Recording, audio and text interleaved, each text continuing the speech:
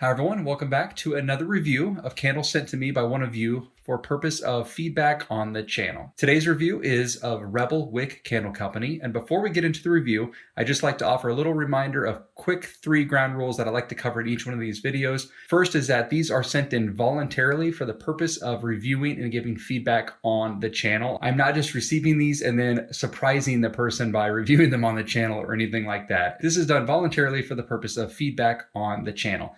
Number 2 is this is not a pass or fail type of review. I'm not the end-all be-all expert when it comes to candle making. So I'm not here to tell you that your candle is good or bad or a complete failure or anything like that. We all make different types of candles for different types of purposes. And so we are going to get different types of results based off the kind of candle we're making.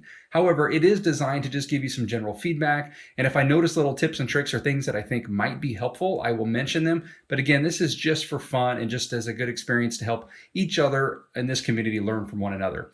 Number 3 is that I'm only testing the products sent to me in this particular package. So the review and the comments that I make about this particular product do not necessarily translate to all the products that this company or person sells. Meaning I can't speak about their other jars, their other waxes, their other fragrance oils, just what was sent to me. So with all that out of the way, let's go ahead and get started. Again, this is Rebel Wick Candle Company. And if you haven't seen one of these reviews before, basically I start with an unboxing. I talk about the aesthetics, what it looks like. I try to make some guesses on the wick and the wax.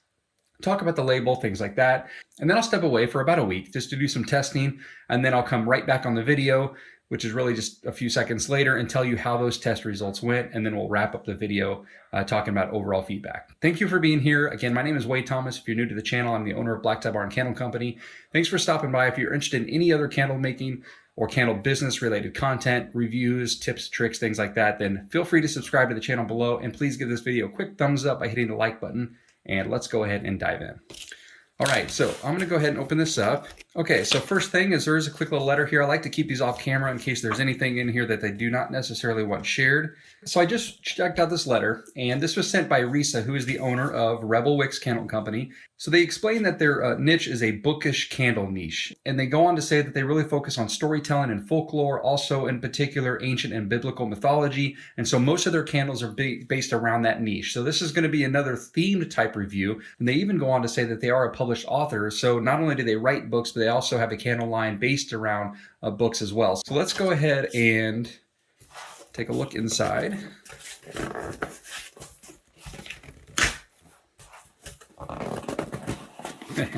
I was opening the box the wrong way. There we go. So we got a little bit of crinkle cut and we got some stickers here. That's interesting. It's fun. And then there's a little business card, Rebel Wick Candle Company with a crow holding a key, bookish vibes, with a little quote on the back. So I really like the concept of this niche and company. Let's go ahead and set that aside.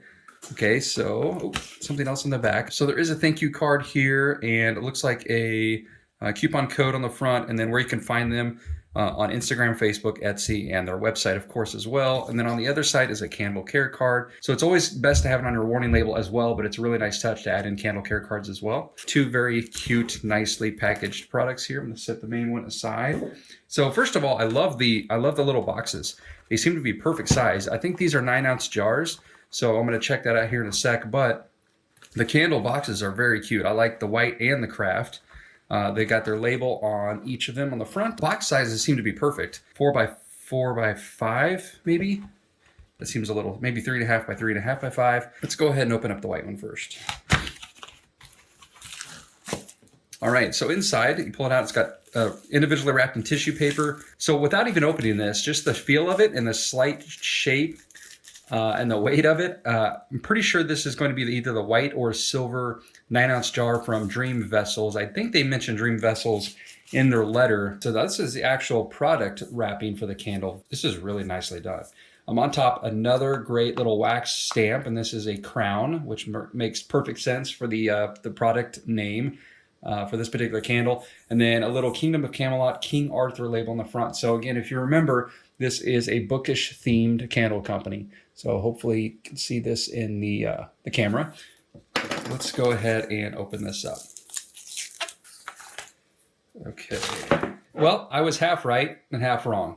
The top of this is that aluminum part I was referring to. I have these exact jars. I don't really use them anymore, but I did have some of them from Dream Vessel.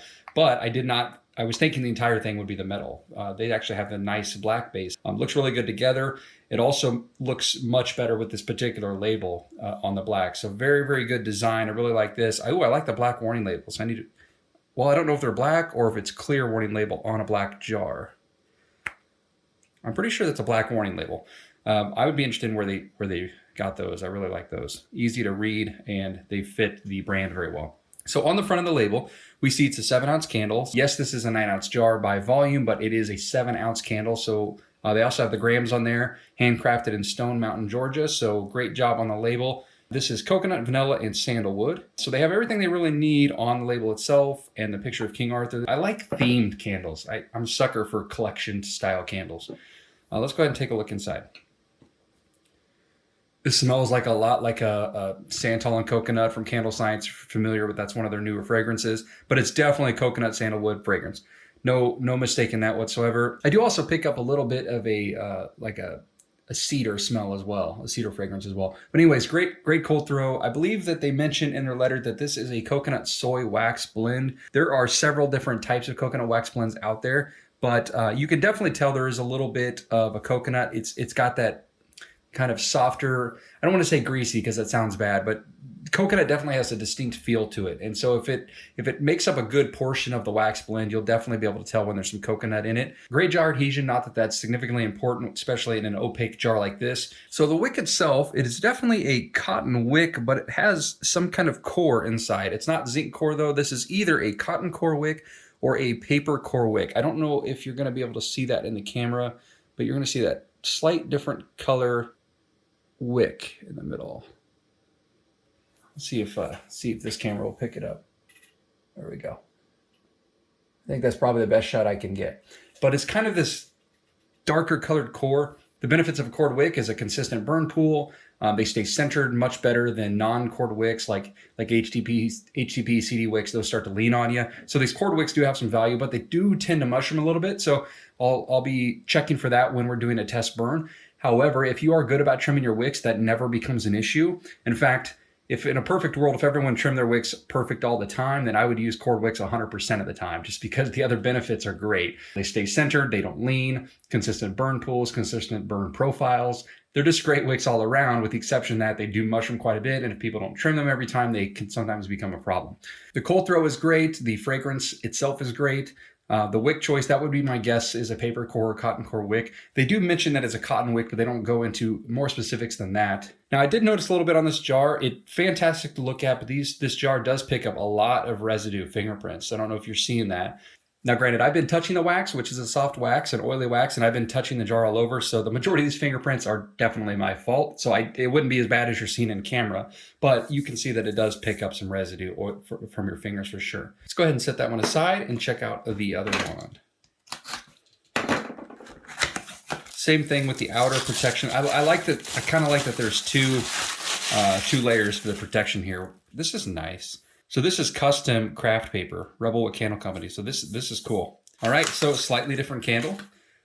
This is called the Sidekick. It is peach, orange, and ginger. It's again a 7-ounce candle, but in an amber jar. This is from a Storyteller collection. So again, different collection, but still the same type of business niche, right? They all fall in that same feel, the same overall brand of the company. I really like outdoor woodsy scents, but I'm really partial to certain fruity fragrances as well. Like I love orange, peach. Peach can sometimes be difficult to get a good hot throw, but this one has peach, orange, and ginger. I am more fond of this fragrance than I am the other one, but that's just a personal preference. Coconut and sandalwood are not two of my favorite fragrance oils, to be perfectly honest, although most people do really enjoy them. So I sell them.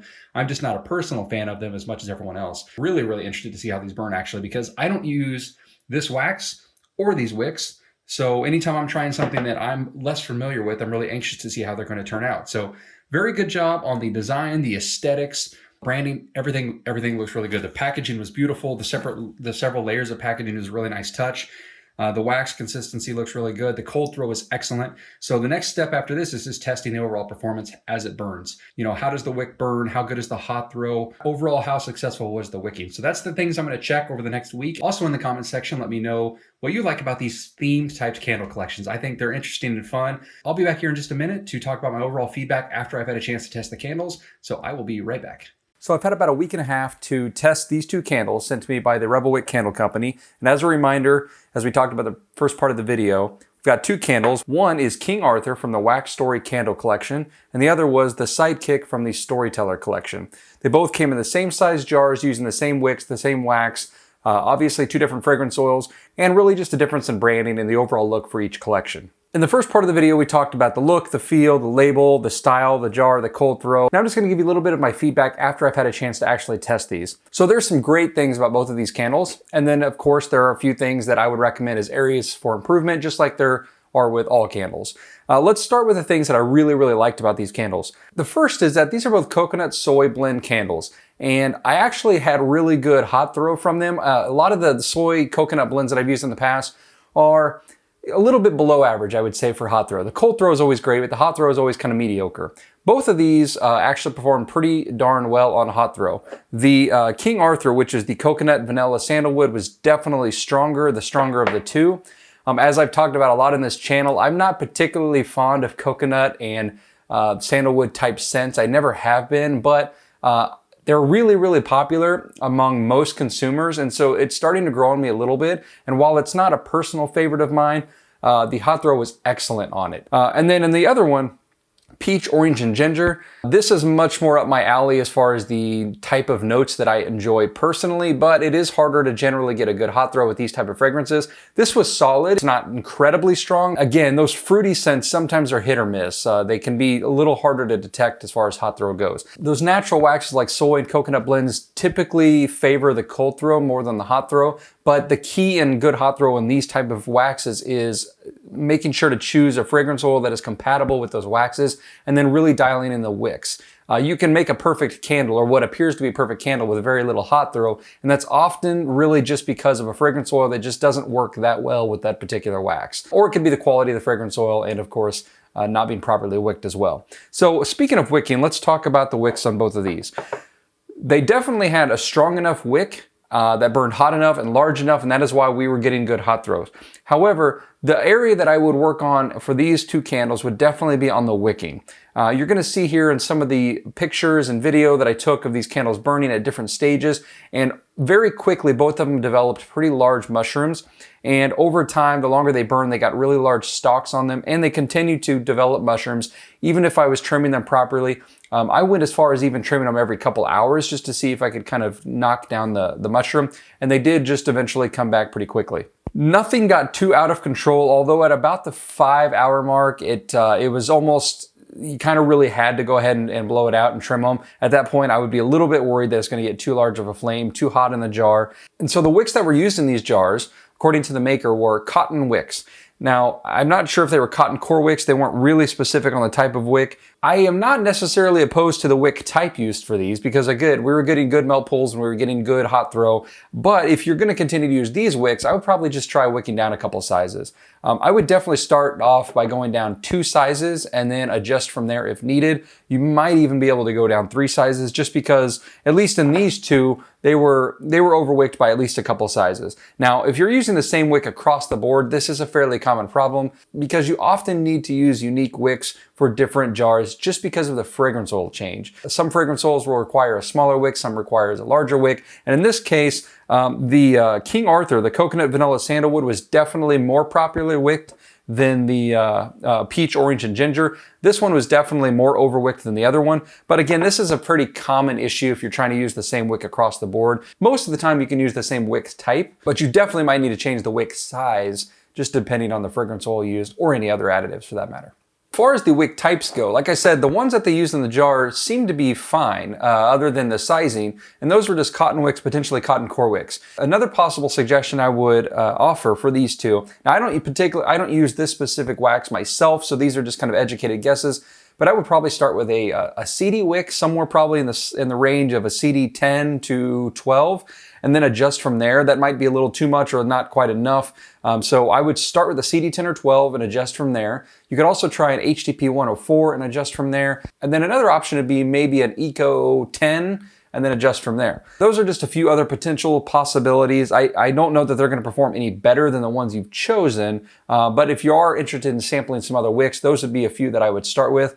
With coconut soy waxes, they are more viscous waxes, so you generally need kind of a hotter burning wick, but at the same time, they have low melt points, so it's kind of a tricky battle to find a hot enough wick, but one that's not too hot. And I think that was probably the issue mostly with this wick is it was so hot that it was consuming wax so quickly that it was getting those mushrooms. But again, that's usually just an indicator of being oversized, not necessarily the wrong wick type. So overall, these were good candles. I really enjoyed the fragrance and the cold throw. And like I said, the hot throw performed very, very well. Now, you'll want to make sure that you're not sacrificing your hot throw just because you're changing your wick type. So if you do want to battle this overwicked issue, just make sure that you're trying to also maintain good hot throw. Now, that shouldn't be a problem. I mean, any properly sized wick should give you the best of both worlds, which is a good burn profile, but also good hot throw. So I don't think you'll have any issues with that, but it's just something to look out for. To wrap this up again, great looking candles. I love the storyline collection, the theme behind both of these candles. The packaging was brilliant. The cold throw was great. The fragrance choices worked really, really well with this particular wax. And they're great looking candles. The only thing I would really work on is the wicking. And that is, of course, as most of us know, the biggest challenge with all of our candles. So just potentially mess around with downsizing your wicks a little bit, or maybe experimenting with a few other wicks. But other than that, great job. Thank you for sending in these candles for review on the channel. I really appreciate it. Hopefully some of the tips and advice and feedback I've given you might offer a little bit of help. If anyone else is interested in sending any candles to me for review and feedback on the channel, just leave a comment in the section below. You can find my email or just email me from the About page on the YouTube channel here.